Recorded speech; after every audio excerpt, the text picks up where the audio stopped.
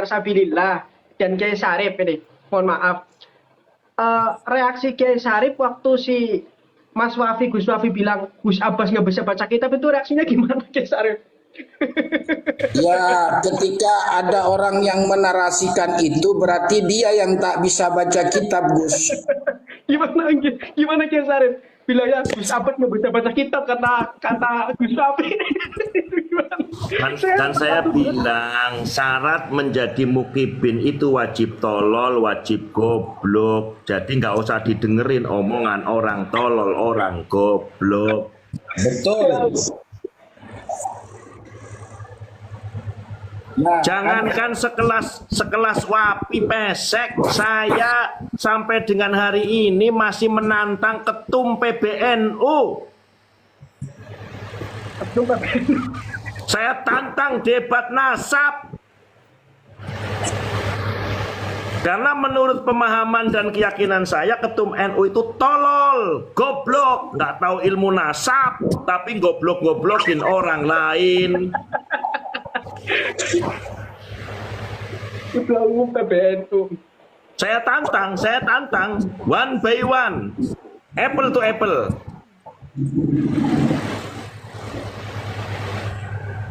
Saya nggak mau urusan sama ketua ranting, ketua cabang, aku langsung nantangnya ketum PBNU, ketemu 1 lawan 1. Assalamualaikum guys, izin speak up. Nggih, monggo. Oke Sarip, salam hormat. Siap. Saya Yai, siap. Panglima Cengho. Izin speak up sebentar. Pertama, saya luar biasa bangga hadirnya Gus Muhammad di kemarin sempat viral ya. Ini yang saya maksudkan sebetulnya. Saya sebagai hari ini saya menjabat sebagai Ketua Laskar Sabilillah Perjuangan Wali Songo Indonesia. Tapi yang senantiasa saya sampaikan di room dari kemarin, saya memang minta naik sebetulnya di roomnya Gus Muhammad, tapi baru hari ini kesempatan. Saya ingin menyampaikan bahwa hari ini alhamdulillah para muhibbin sudah banyak yang tersadar atas perjuangan kita. Alhamdulillah sampai hari ini. Maka saya sering katakan perjuangan kita ini memang baru dimulai. Perjuangan untuk ikut menjadi salah satu elemen penting dalam membebaskan umat muslim di Indonesia dari penjajahan spiritual kaum Ba'alawi. Nah, kenanya sangat penting ini di hadapan 180-an mata memandang di roomnya Gus Muhammad ini.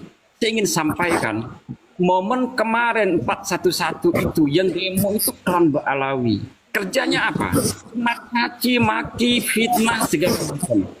Maka ini momen kita jadikan sebagai momen kebangkitan putra putri pribumi Nusantara. Untuk hayo kita rapatkan barisan dari pemalsuan sejarah, dari pemalsuan makam, dari pemalsuan nasab yang sudah dilakukan oleh Bani Ba'alawi. Saya pengen katakan itu secara tegas. Kenapa saya on cam seperti ini? Karena memang hari ini hampir, kalau saya bilang semua belum ya, tapi hampir mayoritas muhibbin hari ini sudah mulai tersadar. Gus Muhammad udah hampir tersadar. Kenapa? Karena adanya Panglima Cengho, karena adanya Kiai Sarip, adanya Syekh Mazen, adanya Sayyid Qori yang memberikan pencerahan kepada umat Islam, khususnya umat Nahdlatul Ulama yang ada di Indonesia, bahwa sebetulnya nasab Bani Ba'alawi itu tidak terputus. Kenapa tidak terputus? Karena memang dari awal pun tidak pernah tersambung. Loh bener Gus. Yang namanya terputus itu kalau pernah tersambung. Lah ini tersambung aja enggak, kok nggak terputus. Nah ini yang perlu kita pahami, bahwa tidak ada satu nakobah internasional pun yang mengisbat nasab Bani Ba'alawi, bahwa nasabnya tersambung kepada Rasulullah Muhammad SAW. Nah, ini yang ingin saya sampaikan di Komal sebetulnya.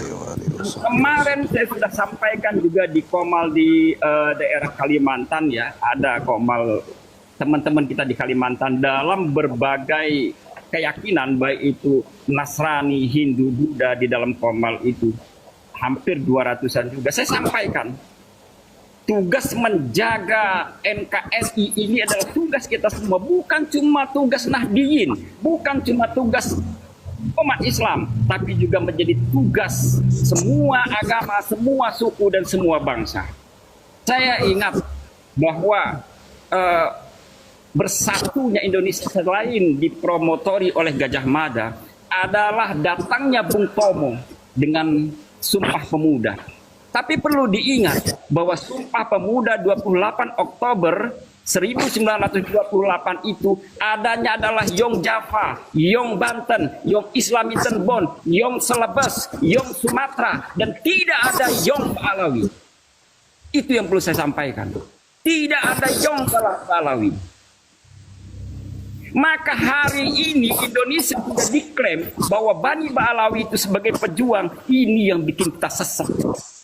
Hari ini sejarah kita sudah diklaim, sudah dipalsukan. Sejarah berdirinya Nahdlatul Ulama sudah dipalsukan. Dari mana datangnya Habib Utsman bin Yahya sebagai pendiri Nahdlatul Ulama? Makam sudah dipalsukan. Lah, dengan alasan apa lagi kita untuk tidak bangkit untuk bersatu pribumi Nusantara ini? Apa mau Indonesia nanti menjadi Palestina kedua? Ingat, Indonesia hari ini adalah Palestina 45 tahun yang lalu. Dimulai dari pemalsuan sejarah, dimulai dengan pemalsuan makam. Bahkan hari ini informasi yang valid, Palestina itu sudah terdeteksi lebih dari 5.000 makam yang dipalsukan. Apa kita putra putri pribumi ini mau Indonesia menjadi Palestina kedua? Dan itu kerjaan siapa? Saya nggak apa-apa, Gus. Malam ini silahkan direkam. Siapapun, jika ada Muhyiddin yang merekam, saya berani pertanggungjawabkan. Bahkan tadi malam saya sudah diancam mau didatangi sama gerombolan organisasi yang sudah dilarang di Indonesia. Wallahi saya katakan, saya tidak takut datang ke menteri saya. Kenapa saya berani? Karena kita menjaga nasab mulia Kanjeng Nabi Muhammad Sallallahu Alaihi Wasallam dari rongrongan kaum Alawi yang selama ini ngaku-ngaku sebagai cucu Nabi, tapi tidak pernah bisa memberikan bukti dan tidak pernah terbukti. Inilah Gus, maka saya cuma titip pesan dengan Gus Muhammad sebagai generasi muda. Tolong sampaikan pesan ini kepada putra putri pribumi Nusantara. Saya yakin mungkin itu kena, insya Allah nanti akan sadar dirinya. Selagi kita mau berjuang untuk menyadarkan, kita masih punya kiai-kiai yang dengan bahasa yang santun, bahasa yang lembut. Jangan kita ikut caci maki kaum Ba'alawi. Saya ini paling sering dicaci maki kaum Ba'alawi begitu masuk ke komal-komal mereka. Dibilang Wahabi, dibilang PPKI, dibilang Mukimat, segala macam. Terus terang. Tapi kita jangan ikuti itu. Kita bisa menyampaikan pesan kepada generasi muda kita dengan cara yang ud'u ila sabili rabbika bil hikmah wal mau'izatil hasanah wajadilhum billati hiya ahsan. Saya yakin Gus Muhammad juga bisa nanti ikut berjuang di dalam barisan kita ini dan memberikan motivasi kepada generasi muda. Saya yakin Muhyiddin akan tersadar dengan cara-cara kita yang elegan dan cara kita yang bijak. Saya yakin doa-doa wali-waliullah yang ada di Nusantara ini, doa-doa Kiai Sarip, doa-doa Panglima Cengho, doa-doa Syekh Mazden, semua kiai-kiai kita itu akan mampu menembus aras hingga mampu untuk menggerakkan hati para Muhyiddin untuk sadar selama ini mereka sudah jadi jongos dan budak Ba'alawi. Saya kalau cuma berpikirnya untuk kepentingan pribadi udah selesai, Gus. Tapi saya berpikir bagaimana nasib generasi muda kita yang akan datang, bagaimana nasib anak cucu kita yang akan datang seandainya mereka akan terus-terusan menjadi budak dan jongos Ba'alawi. Dan itu saya nggak rela. Saya pikir itu, Gus. Saya terima kasih. Salam sayangku sama Gus Muhammad ya. Insya Allah doa kami semua untuk Muhammad untuk tetap kuat dan jangan takut atas ancaman-ancaman yang ada di typing itu. Kami yang sudah lama berjuang ini juga bukan cuma di typing, didatengin. Nggak usah khawatir. Apalagi ada Panglima Cheng Ho. Aman itu. Oke? Gitu. Niki, saya mau tanya boleh nih Kiai, Kiai Syarif dan Niko. Awal mula, Silakan. saya sering ditanya ini, gimana? Awal mula Gaduh Nasab itu dari Bahar Semit atau memang dari seluruh Ba'alawi? Awal mulanya itu, biar ya barangkali. Gaduhnya nasab ini asal mulanya karena kesombongan dan kecongkaan Ba'alawi. Terutama si Sehingga Bahar. terutama itu pokoknya kesombongan dan kecongkaan Ba'alawi ketika dia menyatakan bahwa Habib yang bodoh dan tolol lebih baik daripada 70 kiai yang alim. Sakit hati saya itu. Nggak bisa ditukar dengan 10 miliar.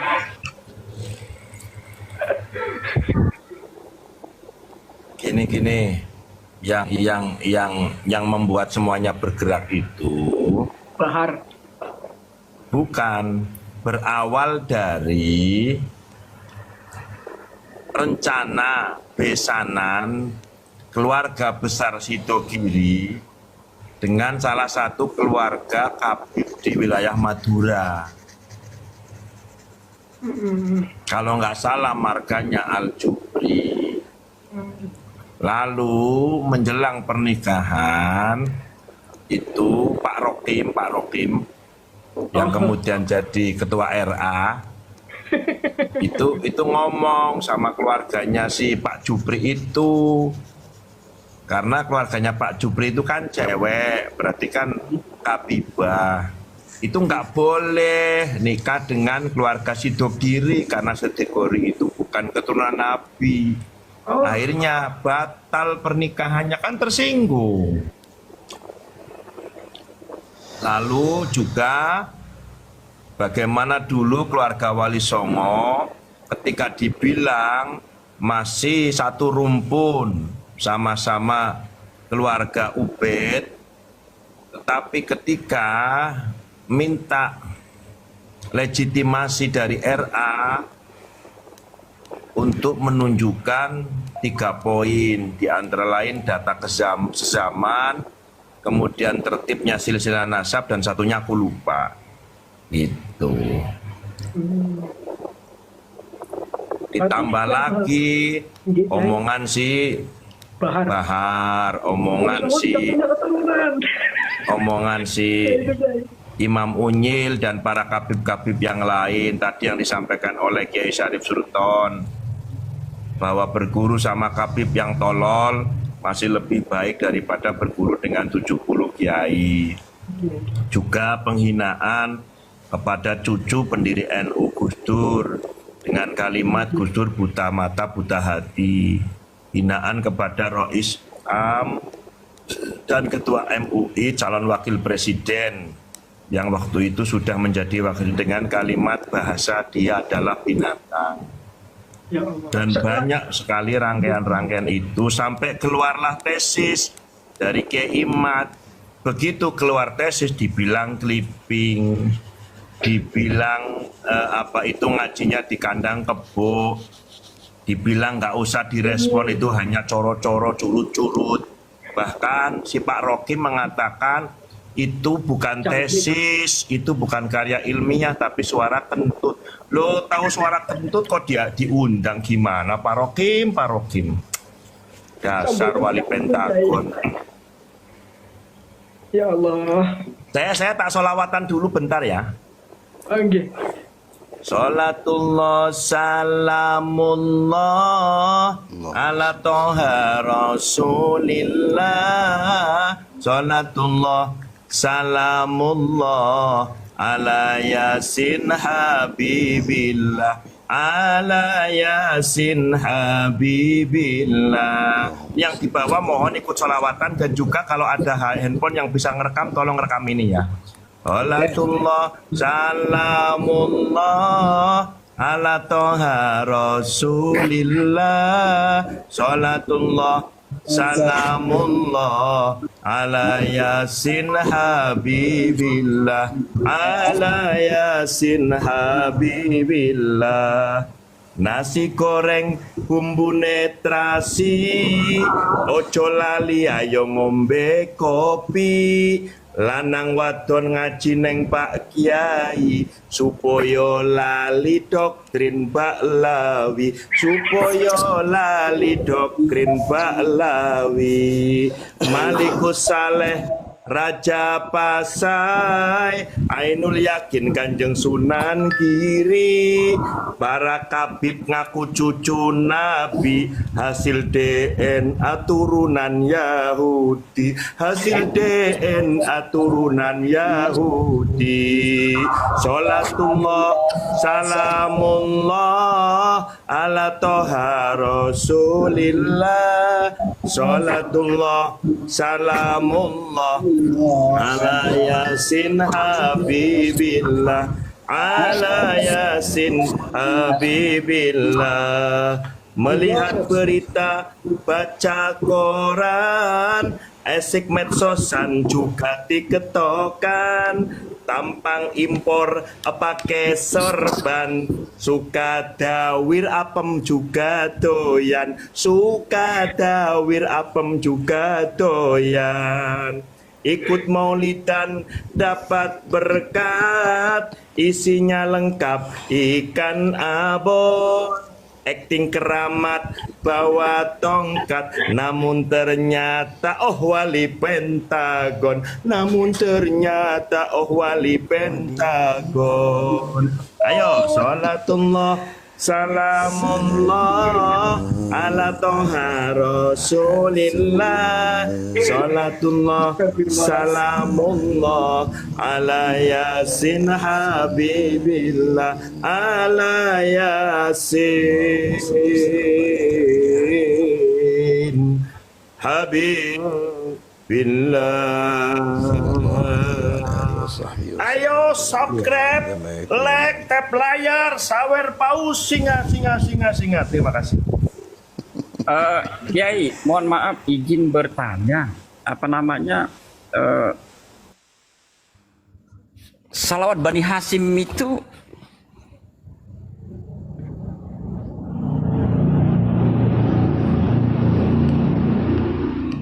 Diulang, pertanyaannya nggak dengar, tadi terjeda. iya, kenapa jarang sekali terdengar salawat Bani Hasyim ya Yai? Salawat Bani Hasyim yang gimana?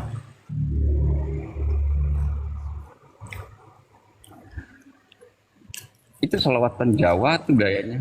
Allah. Tapi yang Salawat biasa Bani Hasyim yang gimana? Wong orang-orang Jawa itu pokoknya salawatnya kepenginnya pendek-pendek, langsung kontan, cash cair. Nih. Allahumma sholli ala nabiyyina Muhammadin wa ala alihi wa sallim taslima. Ya itu kurang begitu viral di kalangan orang awam. Yang paling viral itu kan sholawat badar, tapi oleh para kabib-kabib itu difatwakan nggak boleh, kan lucu itu. Yang viral itu niku Ya. Kiai Syarif yang salatullah ala tohal yamani itu yang viral. Alah, nggak ada Tohal Yamani itu sholawat Mana tidak itu terus Tohal Yamani tidak dari ada ya. mana? Tohal Yamani. Assalamualaikum warahmatullahi taala wabarakatuh. Salam. Dari Yang tadi viral saya itu menunggu. sholatullah salamullah ala toha rasulillah, itu baru sholawat is the best Tapi itu. yang biasa Tidak ada Tohal dibawakan Yamani. oleh kabib saya sama gerombolannya itu kan biasanya salatullah atau hal yamani Kiai. Jadi waktu itu kan dia kan punya nama besar dan orang-orang santri-santri Nusantara banyak yang pakai sholawat itu. Ya itu hanya orang-orang tolol yang masih mau terdoktrin mereka tolol pokoknya. Nabi Yaman. Suaranya nggak kedengeran nih, Pak WI. Suaranya nggak kedengeran. Mohon maaf, ini ada Syekh Mahzen. Ya, saya selalu ada kalau ada di atas. Tolong turunkan saya.